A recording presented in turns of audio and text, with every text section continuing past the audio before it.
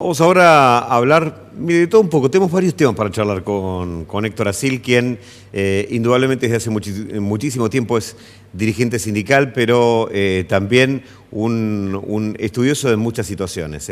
Nos da otra vista de las situaciones. Héctor, bienvenido, buen día. ¿Qué tal, Diego? ¿Cómo andás? Muy bien. Bueno, quiero hablarte un poco de este momento, ¿no? ¿Cómo está pasando este momento? ¿Cómo ves la relación? Bueno, primero dentro de los trabajadores de la sanidad y sus salarios y del resto de los trabajadores y sus salarios. Yo sé que vos seguís palmo a palmo estas noticias. Sí, bueno, de hecho nosotros hace muy poco tiempo pudimos cerrar una paritaria que fue larguísima, con mucha conflictividad, nos hicimos sentir en la calle, dentro de los establecimientos con asambleas, pero bueno, pudimos cerrar una paritaria 45% escalonado, que es más o menos hacia donde van todos los rubros. Incluso los que habían arreglado a principio de año están reajustando ahora para llegar a 42, 43, algunos se va un poquito más arriba. Obviamente se sabe que hay algunas actividades que va a ser muy difícil de recomponer el salario y eso de alguna manera se tendrá que contemplar porque el trabajador necesita el recurso económico para subsistir. Digo, no se está hablando de un salario excesivo, sino para subsistencia y para mantener mínimamente una actividad, una vida social digna. Creo que de a poquito se van a ir reacomodando las paritarias. Lo ideal sería que la inflación no fuera tan grande, entonces que se pueda esperar y volver a las paritarias anuales como fue siempre y no tenemos que esperar reaperturas porque esto trae conflictividad en el medio de paritarias que uno pensaba que ya estaban superadas. Así que bueno, las elecciones por ahí no son un buen momento para un montón de cosas, digo, Ujú. para la democracia y para la política está muy bueno, pero en lo económico siempre hay afectaciones puntuales que a veces se generan para generar incertidumbre y para sacar algún provecho, obviamente los que tienen un recurso como para mover, por ejemplo, el dólar paralelo, el dólar blue o el dólar el color que le quieran poner, que es un mercado muy chiquito, que lo manejan obviamente poderosos, pero que incide mucho en la economía doméstica. Digo, y este tipo, cuando hay elecciones, siempre se toman ese tipo de coberturas. Bueno, quienes tengan guardados granos en silo bolsa lo esperan para vender más adelante. Bueno, hay un montón de especulaciones, digo que no las critico porque obviamente si suceden determinadas situaciones también es porque la experiencia hace que pase eso, pero bueno, inciden puntualmente en años electorales. Así que tal vez la verdadera política económica y el rumbo definitivo del país y de la inflación fundamentalmente, que es lo que nos afecta mucho a los trabajadores, lo vamos a ver después de las elecciones. Bueno, te digo que a mí me calienta un poco esto de en qué términos se ha planteado la campaña, ¿no? Por un lado dice, bueno, estamos vacunando fantástico, los otros dicen están vacunando mal, pero en el medio hay un montón de cosas que no están pasando, que son un montón de cosas que la gente ve cuando va al súper y no lo ve ni del oficialismo ni de la oposición. Me preocupa eso, me preocupa por la reacción que puede llegar a provocar en el laburante. Sí, lamentablemente eso es lo que aleja la política de la sociedad. Obviamente, cambio, no sé cómo se llaman ahora, no quieren hablar de política porque las hicieron todas en 4 años. Entonces no pueden hablar ni hablar de inflación porque con una inflación alta estamos con valores más bajos que con la cual se retira Macri.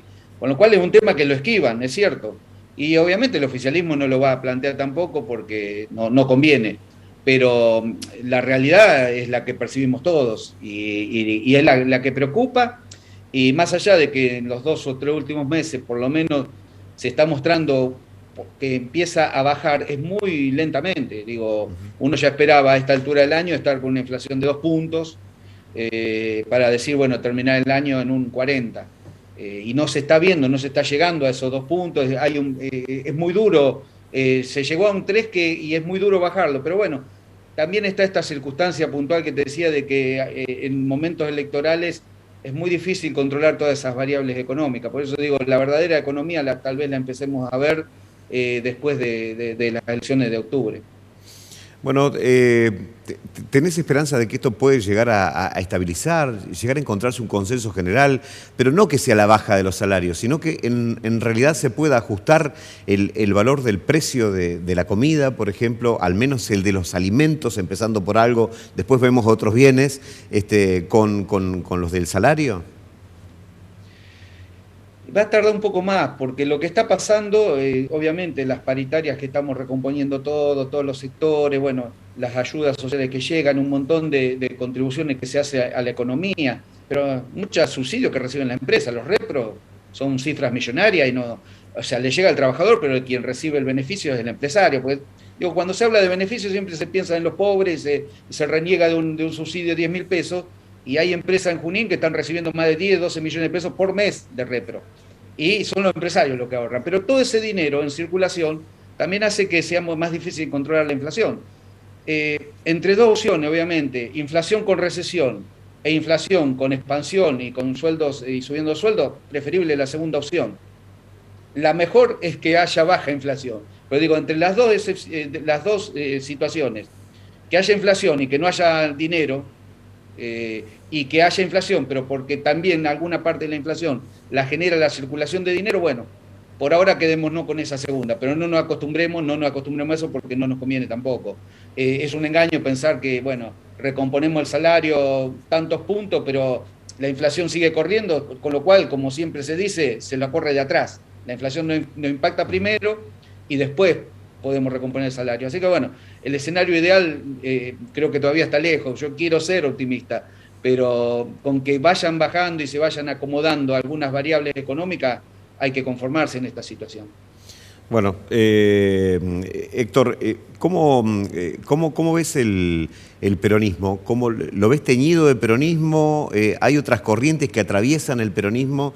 Te lo digo esto porque a veces no todos los dirigentes que están dentro del Frente de Todos se observan netamente peronistas, o sea, con un norte claro, y por eso te lo pregunto a vos, ¿no? O sea, el trabajo dignifica, vacaciones pagas, salarios dignos, etcétera, etcétera, etcétera. Máximas de Perón que, bueno, algunos olvidan bueno, miran para otro lado.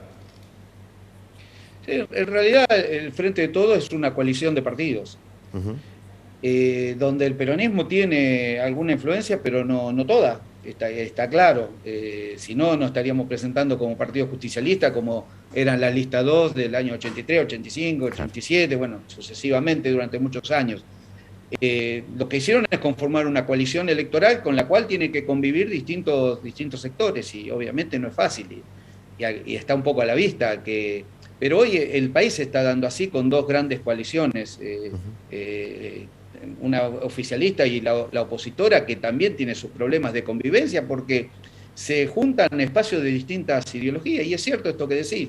El peronismo tiene banderas muy claras, muy contundentes, y que no podemos, son infranqueables para nosotros. O sea, digamos, las tenemos talladas a piedra, esos dogmas.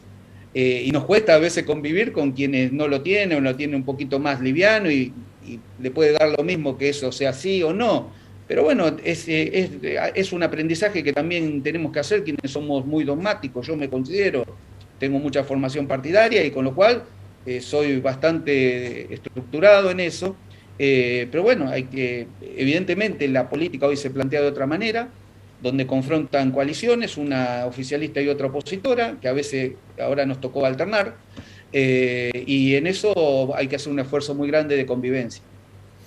Bueno, es importantísimo que en algún momento se vayan recuperando esas líneas, ¿no? Que en algún momento inclusive pudieron dialogar en tiempos de Perón, en tiempos de Balbín, reconociéndose como dos partidos de clase media, ¿no? Con diferentes aspiraciones, y no volverse ni pobristas ni elitistas, ¿no? Ninguna de las dos cosas, porque son la Unión Cívica Radical en su momento, históricamente, hoy en día muy venida menos, y el Partido Justicialista un poco más fuerte, han sido los grandes partidos de clase media que han motorizado la sociedad a este ascenso social de lo que los argentinos tanto nos enorgullecíamos, ¿no? Sí, y que tenían por ahí más puntos de coincidencia que de Ujú. disidencia en su política. Pero reitero, al radicalismo le pasó lo mismo. Aliarse con una derecha tan dura le hizo perder muchas de sus banderas, que están con ideas, por lo que veo, de recuperarlas, pero las recuperan dentro de una coalición donde también pesa mucho ese espacio de derecha. Uno quisiera ser optimista con respecto al diálogo político, todo, pero no pudimos hacerlo en pandemia. Imaginémonos en una situación normal. Lamentablemente, cuando se hablaba y al principio de la pandemia todos nos preguntábamos qué sacará la pandemia de cada uno de nosotros, y creo que sacó lo peor. Digo, generalizando, hay gestos individuales, personales, de un montón de trabajadores, gente que demostró una solidaridad y un amor enorme por el prójimo. Pero en promedio, como sociedad, creo que demostramos expusimos lo peor de cada uno de nosotros. Bueno, y lo mejor está en gran parte en tus afiliados, ¿no? A mí me tocó vivirlo desde adentro, cuando ustedes estaban protestando en la calle frente a la clínica, a mí me tocó estar adentro con COVID, bastante complicado, y te aseguro que la solidaridad de la gente, de los afiliados, de enfermeros que en muchos casos no cobran lo que deberían cobrar por el laburo que hacen y el riesgo que ponen en sus vidas, la verdad que han demostrado una solidaridad increíble, ¿eh? Así que eterno agradecimiento a la gente de la sanidad. Buenísimo, y lo agradezco en nombre de todos ellos el reconocimiento. Todos los días recibo distintas información que me dicen, me expresan lo que sintieron cuando estaban pasándola mal. La que más me quedó es de alguien que pensaba que realmente se iba a morir y que la única persona que tenía al lado era la enfermera, que no le pudo ver la cara porque estaba toda, pero que empezó a recuperarse cuando le dijo: yo hoy acá soy tu familia. O sea, esa palabra, decirle yo soy tu familia, porque bueno, si vos lo has pasado, esta pandemia cambió todo, cambió la enfermedad, cambió el tratamiento, cambió incluso la muerte. O sea, antes uno se enfermaba y el familiar estaba cerca. La pandemia lo alejó del familiar. Y el familiar, esto que me dijo, bueno, a mí me conmovió realmente, porque me hizo ver que uno sabía, y lo sabe porque estuve todos los días desde que arrancó la pandemia trabajando y en contacto con todos nuestros trabajadores, pero que lo digan quienes reciben la atención, me hizo darle la dimensión real que tiene el trabajo enorme que hizo el trabajador de la salud en este año y pico.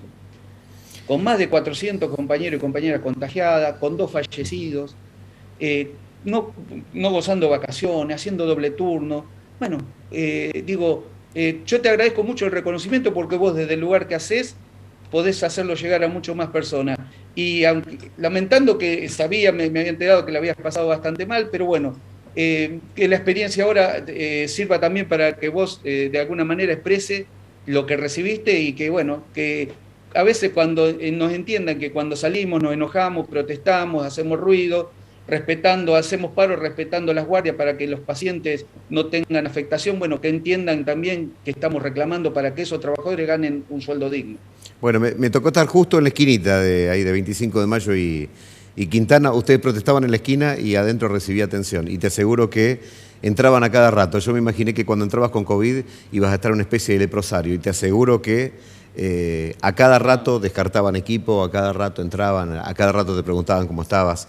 Así que, bueno, un reconocimiento. También escuché de muchos lo que ganaban, y el amor que le ponen a sus funciones y el riesgo que ponen en sus vidas. Así que por eso quería agradecerlo. Muchísimas gracias, Héctor. Gracias a vos, Diego.